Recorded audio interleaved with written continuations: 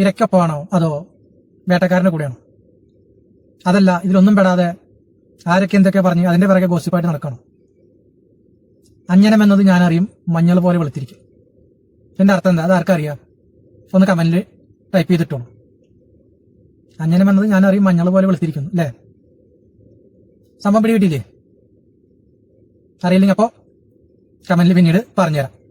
ഇതുപോലെയാണ് നാട്ടിൽ നടക്കുന്ന പല കാര്യങ്ങളിലും പല ആളുകളുടെ അഭിപ്രായങ്ങളും പലരും അതിനെ പിന്താങ്ങി അത് പൊലിപ്പിച്ച് അവരെ വ്യക്തി താല്പര്യങ്ങൾക്ക് വേണ്ടി വളച്ചൊടിച്ചൊക്കെ കൊണ്ടുപോകണം. എങ്ങനെയാണ് ഒരു അതിജീവിത ജനിക്കുന്നത്? എങ്ങനെയാണത് സംഭവിക്കുന്നത്? പല തലത്തിലും പല തരത്തിലും പല സാഹചര്യം അനുസരിച്ച് പല സംഭവ വികാസങ്ങളുടെ ഭാഗമായിട്ട് അതിജീവിതന്മാരുണ്ടാവുന്നുണ്ട്, ഇരകളുണ്ടാവുന്നുണ്ട്, വേട്ടക്കാരുണ്ടാവുന്നുണ്ട് അല്ലേ? ഇപ്പോ നമ്മുടെ സിനിമാ മേഖലയിൽ വലിയ തരത്തിലുള്ള സംഭവബഹുലമായിട്ടുള്ള കാര്യങ്ങളൊക്കെ നടന്ന് ഒരു അതിജീവനം നടത്തി മുന്നോട്ട് പോയിക്കൊണ്ടിരിക്കുന്നു. അവർക്ക് വേണ്ട രീതിയിലുള്ള നീതി കിട്ടിയോ അതോ വേട്ടക്കാർ ഇപ്പോഴും പുറത്താണോ എന്നൊക്കെ ആളുകൾ ഇങ്ങനെ ഘോരഘോരം ചർച്ചകളാണ് സോഷ്യൽ മീഡിയകളിലും വാർത്താ ചാനലുകളിലൊക്കെ അല്ലേ? ചാനലുകൾ കാണുമ്പോൾ ചിലപ്പോൾ നമുക്ക് തോന്നും ഇവർ പറയുന്നതാണ് ശരി, വേട്ടക്കാരൻ പുറത്തുണ്ട്, നിലവിലുള്ള കിട്ടിയിട്ടുള്ള നീതി ശരിയല്ല എന്നൊക്കെ തോന്നും. അതേസമയം മറ്റു പല ആളുകളിൽ നിന്ന് കിട്ടുന്ന അറിവുകൾ വെച്ച് നോക്കുമ്പോൾ ചില പംക്തികൾ വായിക്കുക അല്ലെങ്കിൽ ചില വ്യക്തികളുടെ ഇന്റർവ്യൂ ഒക്കെ കാണുമ്പോൾ തോന്നും നമുക്ക് ഇവരൊന്നല്ല, പൊതുവെ ആളുകൾ വിചാരിക്കുന്ന ആ വ്യക്തിയല്ല വേട്ടക്കാരൻ, അതിനും പുറമെ അവർക്കെതിരെ ഗൂഢാലോചന നടന്നു എന്നൊക്കെ അവർ പറയുന്നുണ്ട്. അപ്പൊ ജനങ്ങൾ മൊത്തത്തിൽ കൺഫ്യൂസ്ഡ് ആണ്. നീതിപീഠത്തല്ലേ നമുക്ക് വിശ്വസിക്കാൻ പറ്റുള്ളൂ? നീതിപീഠം എന്ത് വിധിക്കുന്നു, ആരെ കുറ്റക്കാരനാക്കുന്നു, അവരെ കുറ്റക്കാരനായിട്ട് കാണാനേ പറ്റൂ. നമ്മുടെ സമൂഹത്തിൽ എന്തെങ്കിലും കാര്യം ഉണ്ടായിക്കഴിഞ്ഞാൽ ഉടനെ എന്തുണ്ടാവും? അതിനെതിരെ വാദിയും പ്രതിയൊക്കെ ആയിട്ട് ഇറങ്ങും കുറെ ആളുകൾ.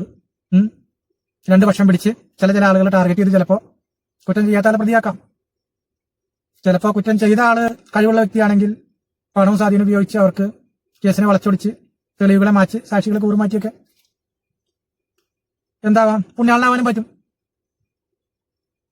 അപ്പോൾ നീതിപീഠം, നമ്മുടെ കണ്ണ് കെട്ടിയ നീതിപീഠം നീതി വിധിക്കുമ്പോൾ അവിടെയാണല്ലോ അതിന്റെ പ്രതിയാണോ വാദിയാണോ അല്ലെങ്കിൽ ആരാണത് കുറ്റക്കാരൻ എന്നൊക്കെ തെളിയണത്.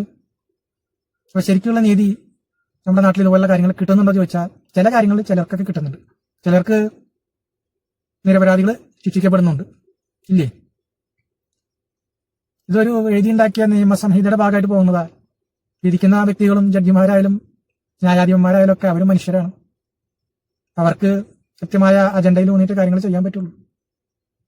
എന്ന് വെച്ചാൽ തെളിവുകളെ അടിസ്ഥാനമാക്കി മാത്രമേ അത് ചെയ്യാൻ പറ്റുള്ളൂ, വിധിക്കാൻ പറ്റുള്ളൂ. ജനങ്ങൾ വെറുതെ ചുമ്മാ അവരുടെ ഗോസിപ്പ് ഉണ്ടാക്കിയിട്ട് ഇന്ന കാരണം കൊണ്ട് അവർക്കൊരു കാമുകനുണ്ടായിരുന്നു, ആ കാമുകനോടുള്ള ബന്ധം മുൻഭാര്യ അറിഞ്ഞപ്പോൾ ആ കാമുകിയെ ഒറ്റിക്കൊടുത്ത സുഹൃത്തിനെ ഞങ്ങൾ എന്ത് ചെയ്തു, ഗൂഢാലോചന നടത്തി അവരെ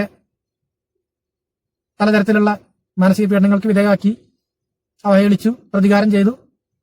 അപ്പൊ അതിന്റെ ഗുണഭോക്താവായിട്ടുള്ള ആളുകൾ അവരാണ് അതിന്റെ പ്രതി എന്ന് ചിന്തിക്കുന്ന ആളുകളുണ്ട്. പല സ്ഥലങ്ങളിലും ബിസിനസ് ചെയ്യുന്ന ആളുകളും പല മേഖലകളിലും ഉന്നത സ്ഥാനങ്ങൾ അലങ്കരിക്കുന്ന ആളുകൾക്ക് ശത്രുക്കൾ ഉണ്ടാവാം. അപ്പൊ അതിന്റെ ഭാഗമായിട്ടുള്ള പല ഗൂഢാലോചനകൾ നടത്തി ഓരോ കുറ്റകൃത്യങ്ങൾ പ്ലാൻ ചെയ്ത് കൊണ്ടുവന്ന് അത് തെളിവുകളുടെ വലിപ്പം ഉണ്ടാക്കാൻ പറ്റുന്ന വക്കീലന്മാരുടെ കഴിവ് ഉപയോഗിച്ച് വേണ്ട ആളുകളിലേക്ക് ടാർഗറ്റ് ചെയ്ത് എത്തിക്കാനൊക്കെ പറ്റും. അങ്ങനെ പല കേസുകൾ നമ്മുടെ നാട്ടിൽ നടക്കുന്നുണ്ട്. മൊത്തത്തിൽ കൺഫ്യൂസ്ഡ് ആയില്ലേ? പിന്നെ മാധ്യമ ശൃംഖലകളിലെ പിടിപാടുകൾ കാശിറക്കി പല ആളുകളും ചില കഥകളൊക്കെ ഫ്രെയിം ചെയ്ത് വെക്കും. ഇന്ന സംഭവിച്ചു, അതിന്റെ തുടർച്ചയാണിത്, അതുകൊണ്ട് ഇന്ന ആളാണ് പ്രതി, ആളെ പ്രകാരം ഇന്നത് ചെയ്യണം, ഇരയ്ക്ക് നീതി കിട്ടണം അല്ലേ? അപ്പോ വിധി വരുമ്പോ ഈ കഥകളൊക്കെ കേട്ട് വിശ്വസിച്ചിരിക്കുന്ന വ്യക്തി വിചാരിക്കും എന്താണ്, ഇന്ന രീതിയിലാണ് ആ വിചാരിച്ച വ്യക്തി തന്നെ ആയിരിക്കും പ്രതി, അയാൾക്ക് വേണ്ട പോലെയുള്ള ശിക്ഷ കിട്ടണം.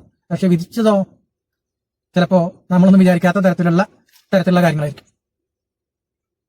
ഇനി ഇതിലൊന്നും പെടാത്ത തരത്തിലുള്ള ചിന്തകളിലുള്ള ആളുകളുണ്ടാവും. പണത്തിന് മീതെ പരുന്തും പറക്കില്ലല്ലോ.